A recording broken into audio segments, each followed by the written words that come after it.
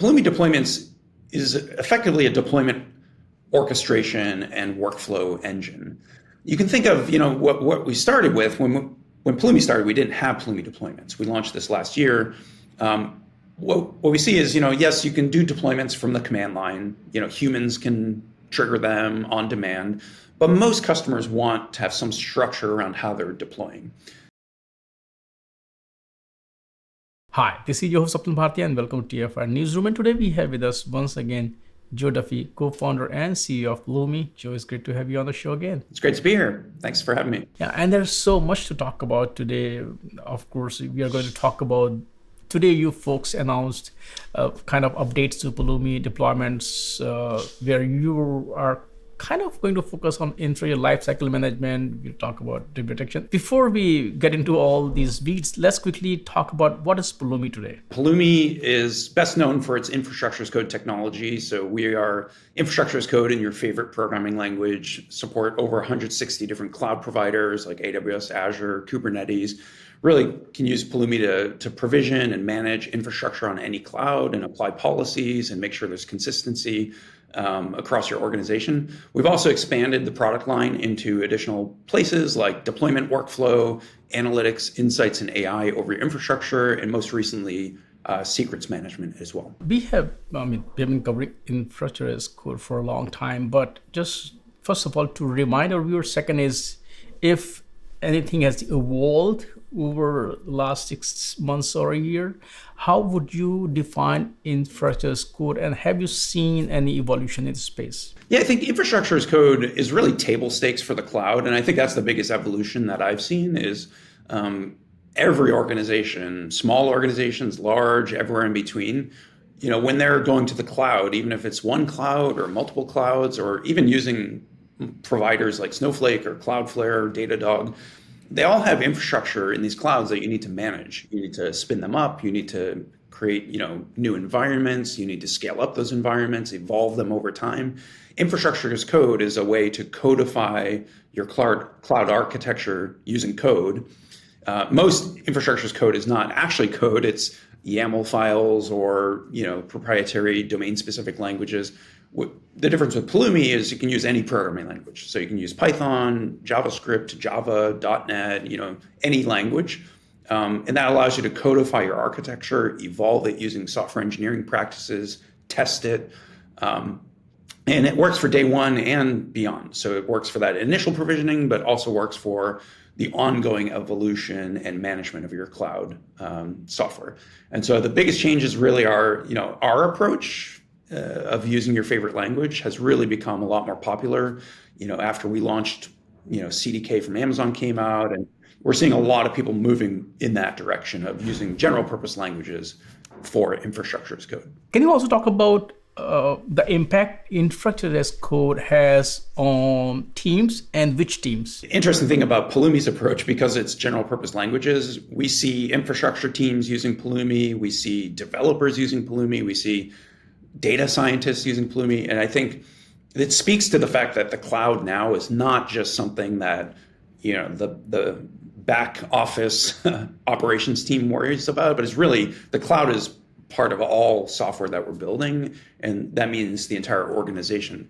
That said, usually what we see is there's a sort of infrastructure platform team that is responsible for enforcing standards across the organization, making sure things are secure, reliable, cost-effective.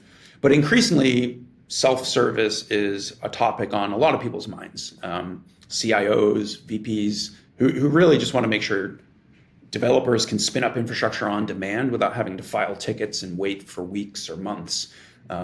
Also with AI, cloud infrastructure is central to being able to scale those sorts of workloads. And so we're actually seeing data science teams now who need to spin up their own, environments to do learning tasks or to spin up new applications. And so really is an organization-wide concern these days. Now let's talk about some updates. First of all, today you folks made some announcements. Let's start there. What did you announce today? Yes, we announced some new, what we call infrastructure lifecycle management capabilities. That includes drift detection and remediation. It includes something called time to live stacks, which are basically pieces of infrastructure that self-destruct after a period of time to make sure you're not spending money on what was meant to be ephemeral infrastructure. Scheduled deployments, which allows you to automate recurring workflows on a schedule. We also announced some new free tiers so that people can use some of these capabilities for free to try them out. And I think that the reason why this is interesting is all of these capabilities sort of sit at the intersection between infrastructure as code and operational reality. And I think infrastructure as code is this nice, pristine sort of way of codifying your infrastructure. And you'd like to say that everything you do goes through infrastructure as code.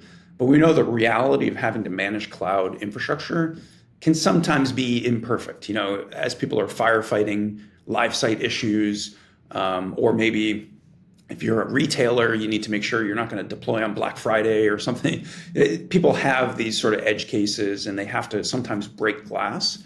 And all these capabilities are meant to accommodate those and make it work better with infrastructure as code. Can you also talk about what exactly is Pulumi deployment and what role does it play in Pulumi's overall offerings? Pulumi deployments is effectively a deployment orchestration and workflow engine. You can think of, what we started with when Pulumi started. We didn't have Pulumi deployments. We launched this last year. What we see is, yes, you can do deployments from the command line. Humans can trigger them on demand, but most customers want to have some structure around how they're deploying. So we actually saw a lot of folks doing CI/CD integrations with Pulumi, and we actually support over a dozen CI/CD systems: GitHub Actions, GitLab Pipelines, Spinnaker, Jenkins, and so on. But those systems were really built for application deployment, not infrastructure deployment. Some of our customers, infrastructure deployment can take days or even weeks to graduate throughout all the production environments they might have. They might want to do blue-green deployments or canaries or have some other policies. They might have human approvals in the loop. And so Pulumi deployments is really catered to those sorts of workflows. So it starts with, you can point us at a Git repo and automatically get previews on your pull requests and automatic deployments when you merge. But it can be much more sophisticated, as we're seeing with TTL stacks and drift detection and remediation. All of these are built on top of Pulumi deployments. Can you just talk a bit about, or go in detail, some of the exciting features that you personally are excited about? I think TTL stacks are going to be a huge win with our customers. I think drift detection, everybody has this, but TTL stacks, a lot of our customers, like I said, especially because of AI, they want to empower developers and data scientists to be self-serve, but they're afraid to today because they don't want those environments to leak and for them to spend money on it. So I think that's going to be a big deal. One of the more subtle parts of the release is, as we do with everything, it's a building block. So you can program it. So everything has an API, a REST API on day one. We actually updated the Pulumi cloud provider so you can programmatically configure all of these things. And so we have taken an approach where you can customize everything with your own workflows that are unique to your organization if you want. When you earlier also mentioned drift detection, and that's also kind of one of the highlights of today's press announcement.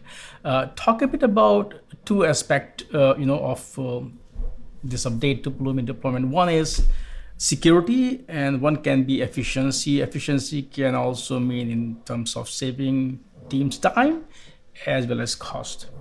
Yes, on the security side, I'll give an example. A common sort of drift is there's an issue with the website or application. Maybe it's down, or maybe there's something to debug. Maybe you need to SSH into an EC2 virtual machine or something, but maybe port 22 isn't open on that, so you have to go into the AWS console. You open port 22 and you SSH in. You find out what's going on, and then you forgot you opened port 22, so you left a port open. That's a security problem potentially waiting to happen. That's just one example. Maybe you made an S3 bucket public, which honestly nobody should do, but it happens. Drift detection effectively catches anything in your live real infrastructure that's different from what you last deployed. So if you last deployed something and didn't have port 22 open, and then you go into the console and open port 22, you're going to get a notification that, hey, something's different. And if you turn on auto remediation, which is another part of it, it will actually blow away the drift. So it will say, hey, shut down port 22 automatically. And so that's just one example, but there are all sorts of security related problems that can happen if you do this. The second thing is the efficiency on time. So many of our customers, especially when they're in their journey to infrastructure as code, there's a lot of manual provisioning and what I'll call snowflake environments. Each environment is slightly different for some reason and nobody knows why or how. And that is a problem waiting to happen. It leads to outages when you go to deploy something and the environment was different than you expected. And it's just a lot of wasted time that people spend on the consequences of having drift, in addition to trying to understand why it drifted and how to reconcile it. So this is a really important thing. This is something that literally every one of our customers struggles with. One more thing that we want to talk about is the development with HashiCorp. I was at Open Source Summit last week, and Linux Foundation, they announced Valkyrie project, which kind of to mitigate the changes that Redis made recently. Before that, last year they announced OpenTofu for HashiCorp. Now the rumor mill is running that IBM may acquire Hashi. So this is all, we have no confirmation. So it's just rumor at this point, which can mean a lot of things. So I want to hear your perspective. First of all, when you heard this story, what was your reaction and what do you think is going to be the impact on the industry and the market? I think the news first leaked in March. There was a news article that said, HashiCorp is looking for a potential acquisition. Internally in my Slack thread, I have the proof. I can show you the screenshot. My team was saying, "Oh, who do we think it is?" And my initial response, IBM, because it makes all the sense in the world for IBM. I think IBM's an iconic company. They're amazing. There's a lot of great things about IBM, and I think it's a great addition to their portfolio, frankly. And I've also heard speculation that the original relicense was at least in part because IBM themselves sell a version of Vault. And so in fact, IBM forked Vault into OpenBow, which gets a lot less attention than OpenTofu, but is an interesting piece of the puzzle here. So I think it totally makes sense. I think, there's no question HashiCorp has struggled as a public company. I think their efficiency is not great. They spent a fraction, less than, we spent something like, 2 to 3% of their sales and marketing spend of over $100 million last quarter. And we acquired more than double the number of net new customers that they did last quarter. So they've definitely struggled. So it's probably a good outcome for them in that regard. And yet it is a little bit of a fall from grace situation from, an open source darling to turning their back on their own community and then eventually getting acquired by IBM. Once again, I have talked to a lot of folks, and of course you may have seen on the web as well, the discussions are that if and when this acquisition happens, IBM might be able to revert their license change as well, because IBM, if you remember, many centuries ago, when IBM came with an ad about Linux, they put $1 billion in Linux and open source. They are, very big player in the open source space. What are your thoughts on that? Yeah, so these predictions are always dangerous. However, I do think IBM has a solid track record with open source. You look at Ansible, you look at Red Hat, and almost everything they do is a permissive license. Ansible is Apache license. So yeah, I would expect that they probably would reverse the decision to relicense. I think there's a lot of trust to be rebuilt with the open source community, but IBM is definitely trustworthy in this regard and highly regarded from open source experts. I also think, frankly, and I've been pretty open about this, I just don't think that playbook works. I don't think you can trick people into paying you money. I don't think the relicensing something is the path to go. And I think, Hashi has really struggled even more since the relicense. And so there's no evidence, in my opinion, that relicense helped. I think it hurt them dramatically. So I would expect something like a reversal. I don't think it would be Apache necessarily, because I think there is some IP that is, tied up in the MPL license. And so maybe it goes back to being MPL, but that's still a good outcome in my book. How important is this open source for Pulumi? Oh, it's essential. That Pulumi, open source runs in Pulumi's veins and always will. And I think that was a very intentional decision on our part, and it wasn't even a hard decision. And we thought very deeply about the business model before we open sourced anything, because we didn't want to end up in the situation that HashiCorp did.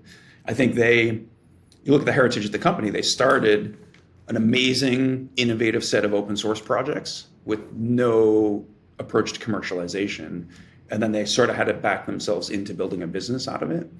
I think we learned from a lot of the predecessors. We had the benefit of hindsight, and we thought very deeply about business models so that we can bet big on open source, stand behind it, until the end of time. What is the reason of these trends that we're seeing with this HashiCorp or Redis? And do you think that this is the right approach where companies are trying to address a business challenge through licenses? Yeah, I fundamentally don't believe in it.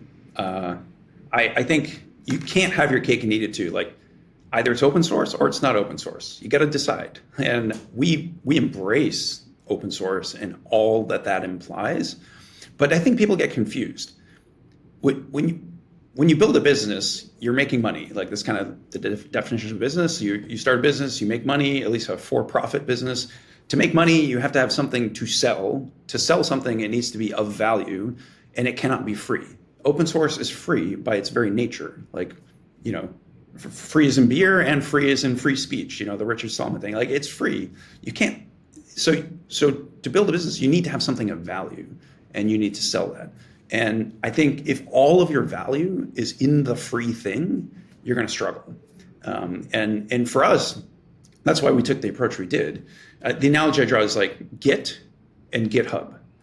Git is fully free. It's an offline tool. You can host your own repos. It's go wild if you want. But with GitHub, collaboration, security, reliability, there's so many reasons that you would want to buy GitHub, because it makes Git a lot more approachable and easy to use and secure and so on.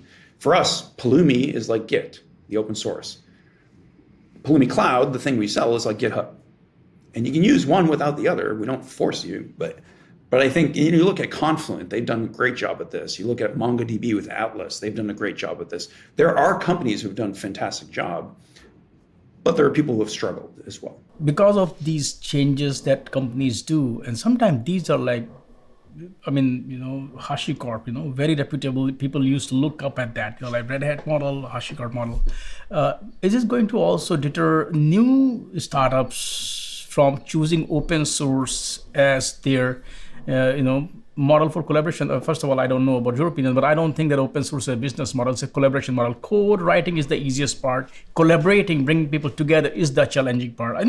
You and I can write code in our basement, but getting people to collaborate on where you see value, you're wasting time to contribute to my project is more essential. So what do you think, what kind of impact it might have on companies? I do think it will have an impact, but I think it will be a good impact, which is it's a good cautionary tale. Right. I think we should learn from this, and I think people will. And there are amazing thought leaders that are sharing their opinions here. I'm sure you follow Adam Jacobs on Twitter. He, founder of Chef and System Initiative now. He got a lot of great thoughts here. I think we're learning as an industry, but these things are cyclic, right? And maybe we're in the trough of disillusionment or something right now with open source, but I think we'll get through it, and I think people will learn that. I think the meme of like, build it, get 1 billion users, and then figure out how to monetize later. That's sort of like the Silicon Valley startup mindset. Like, that just doesn't work when applied to open source. And I think that's what we're learning through these experiences. If you look at OpenTofu or if you look at Velki, does it also send a message to companies who are thinking either pressure from venture capitalists? Because the fact is that founders like you, when you start a company, you are passionate about open source, you're passionate about the product, but as in the journey of a company, new folks come in, and not everybody may have the same opinion about open source or the same mindset, and that's when the DNA of the company start to change. Their founders can only do so much. Investors, they do have a lot of influence there.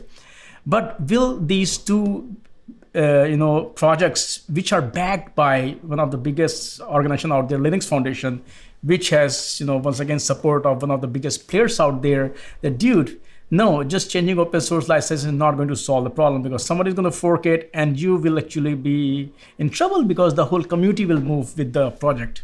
Yeah, again, a good cautionary tale. I think investors, unfortunately, it's subtle, right? So I think it's easy to assume that, oh, this is a trick that everybody uses in the playbook, and for people to see, oh, maybe the playbook doesn't always work the way that we thought it did, I think is a good experience for people. Because the horrible thing about forks is exactly what you talk about it. Like it fragments the community. It's seldom the case that everybody stays with the original or everybody goes to the fork. Instead, it's usually the case that they diverge and they become their own thing over time, because you can't, for IP reasons, the fork can't just keep copying the features of the original. So on day one, they're similar, and then as the fork, terminology implies, they eventually diverge, and that's where things get messy for these communities. It's not good for anybody. So I don't think anybody wants the forks, and I hope investors do kind of learn from these experiences that it's not a clear play in the playbook. I think some people got away with it because for very subtle reasons, but I think in these two very prominent examples you mentioned, it ended poorly for the community. Joe, once again, thank you so much for taking time out today, and of course talk about these updates to Pulumi, and then also the whole HashiCorp saga that is still going on there. And we do hope that something good will come out of it eventually. I remember I was talking to somebody quoting Jurassic Park that life always finds a way. Same thing, open source always finds a way. You cannot beat open source; it will win in the end. So, and that's what we're going to see here. And thanks for players like Pulumi in the open source space. So thanks for great insights, and I look forward to talk to you again soon. Thank you. Likewise. Thank you, Swapnil. Take care. Bye.